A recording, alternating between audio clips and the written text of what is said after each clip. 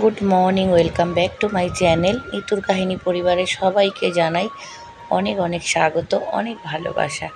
কাছের বন্ধু, দূরের বন্ধু, সকলের জন্য রইল অন্তর থেকে ভালোবাসা। এখন থেকেই ব্লগটা শুরু করলাম, তোমাদের সাথে নিয়েই শুরু করছি। সকালবেলায়, এখন বেশ সকাল 7টা বাজে, রান্না বসিয়ে দিয়েছি। বাড়ির অনেক কাজই প্রায় কমপ্লিট করে ফেলেছি। রান্না করছি, আজ হাসপাতালে যাব, শুক্রবার।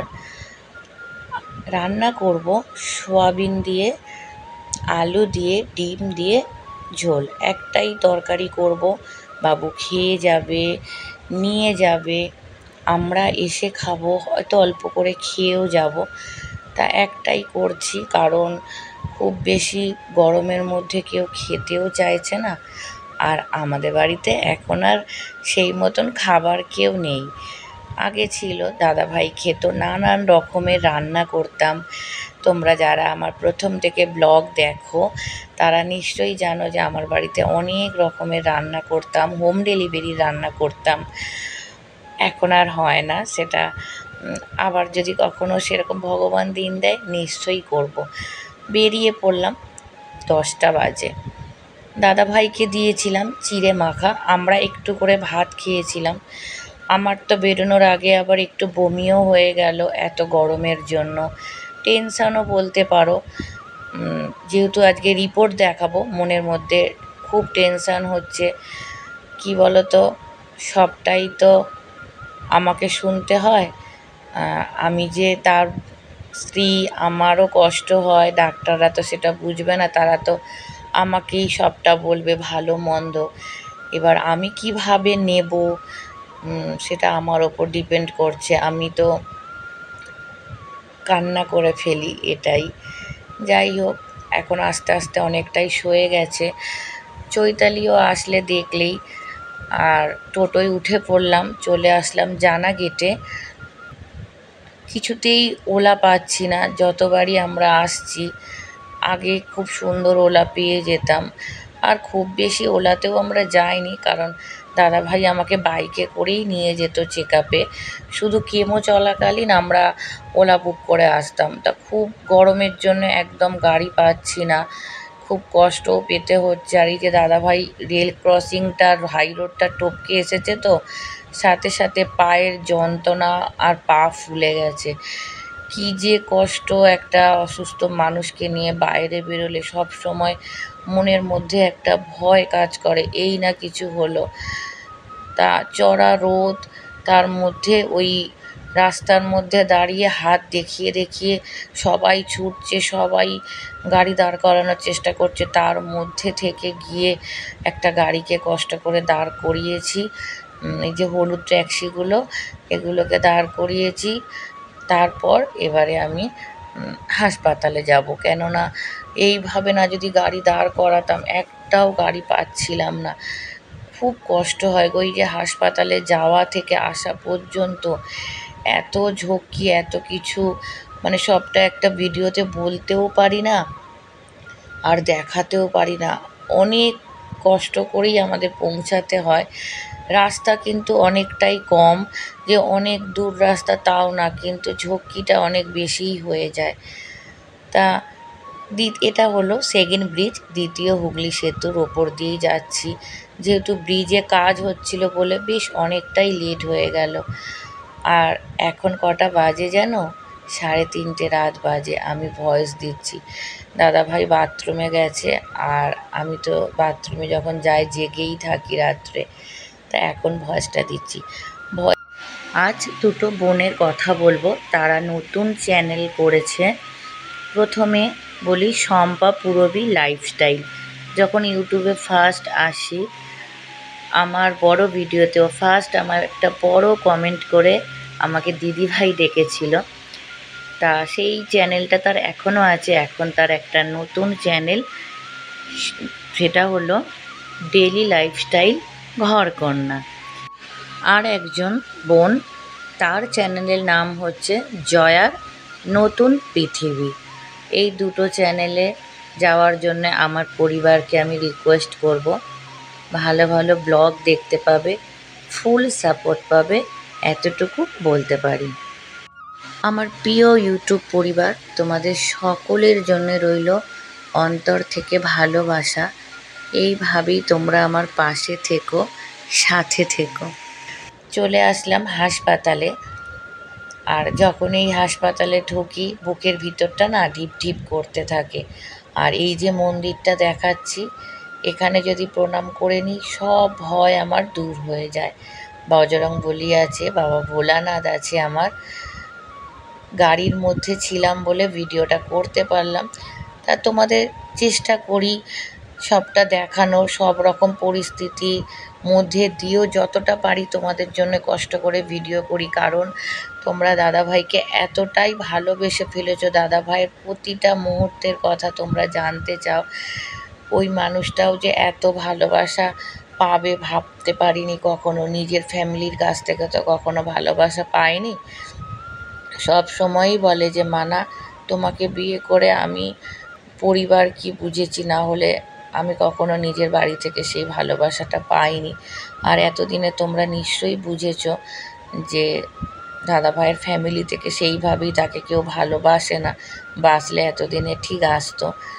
তা ভিডিওটার মধ্যেই অনেক কিছুই বলতে চাইছি, কিন্তু জানি না কেন বলতে গিয়ে সবই আমার এলোমেলো হয়ে যায়।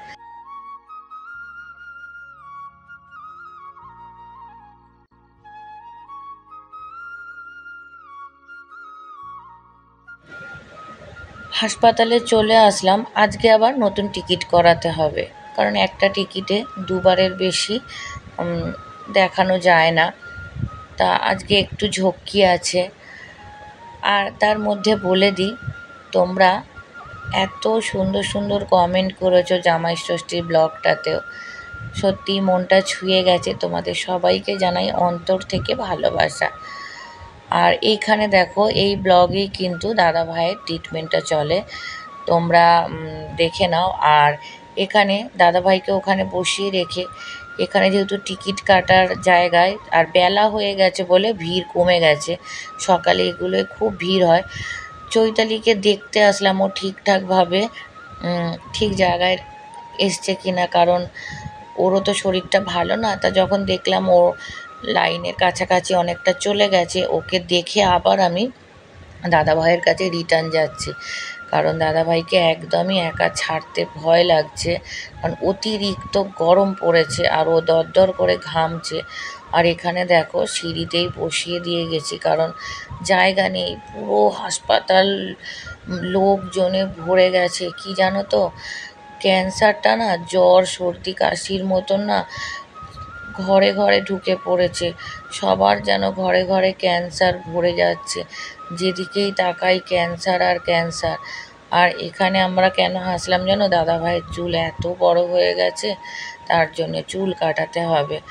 তা ওখানে এত দুর্গন্ধ আজকে ছাড়ছিল, জানি না কেন, হয়তো লোকের ভিড়। আর আমাদের কিন্তু পৌঁছাতে পৌঁছাতে বেশ লেট হয়ে গেছে। আর আজকে খুব ভোগান্তি হয়েছে হাসপাতালে।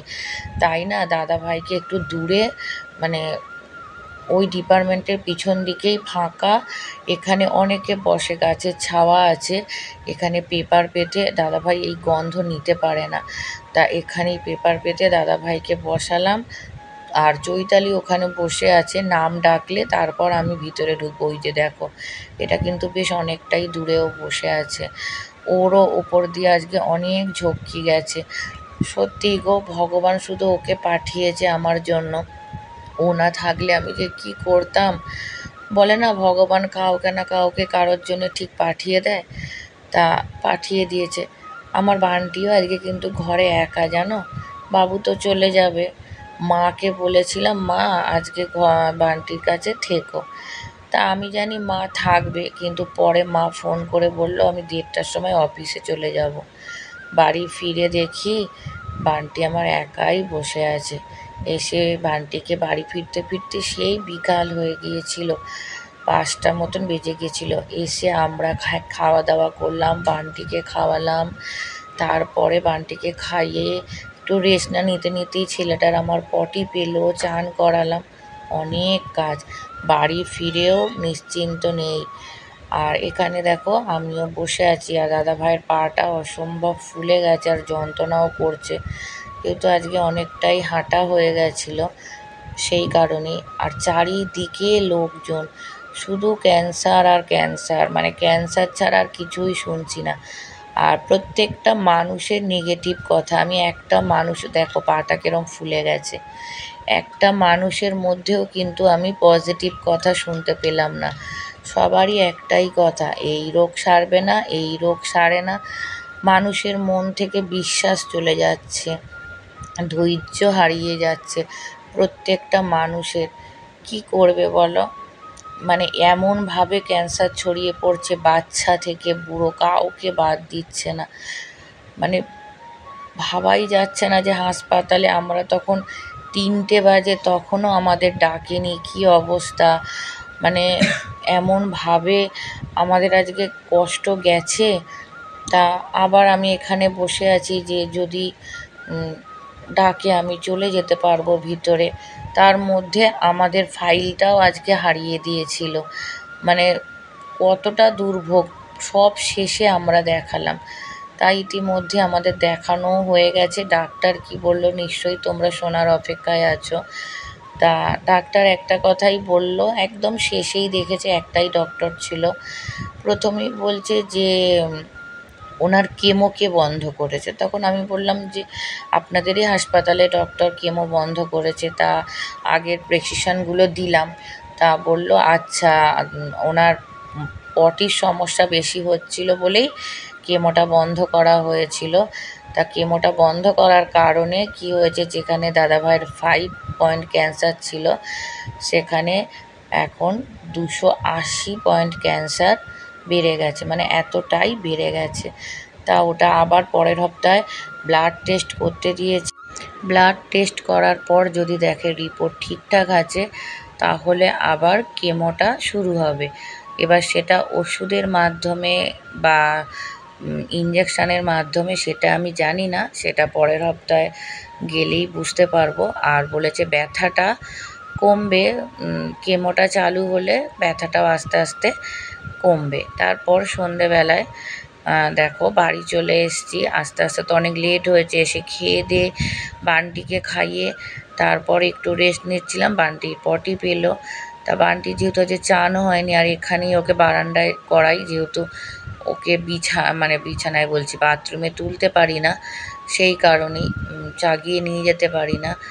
আর ওকে চান পটি করিয়ে এখন যাচ্ছি হচ্ছে দাদা ভাইয়ের বানটির চুল কাটাবো বলে একটু সেলুনে গেছিলাম কথা বলতে, যদি বাড়িতে এসে কেটে দেয়। তা সেলুনটা বন্ধ, একটু বাজার করব, এখন কিন্তু বাজে 8টা, একটু বাজার করব। আর বাজারে টুকটাক, যেহেতু সবজি বাজার না, এমনি টুকটাক কিছু বাজার করব করে। আর এখানে দেখো চৈতালি বাস থেকে নামতে গেছিলো, আর বাস ড্রাইভারটা হঠাৎ বাস চালু করে দেওয়াতে মানে ও পড়ে যায়, আর এখানে পুরো ফুলে গেছে, যন্ত্রণা। খালি ভাবছি এটা যদি দাদা ভাই হতো কি হতো। মানে খুব বড় বিপদের হাত থেকে আমরা বেঁচেছি আজকে হাসপাতাল থেকে আসার সময়। জানি না প্রত্যেকবারই এই প্রবলেমটা হয়ে যাচ্ছে। এতক্ষণ আমার সাথে থাকার জন্য সবাইকে অসংখ্য অসংখ্য ধন্যবাদ ও ভালোবাসা। এইভাবেই বলবো, তোমরা আমার পাশে থেকো, সাথে থেকো, আর সবাই আমাকে নিঃস্বার্থ ভালোবাসা দিচ্ছ। তোমাদের ভালোবাসার ঋণ তো কখনো শোধ করতে পারবো না, শুধু ভালোবাসার বিনিময়ে অন্তর থেকে ভালোবাসা। আর সকলের জন্য প্রার্থনা করি সবাই সুস্থ থেকো, ভালো থেকো আর সাবধানে থেকো।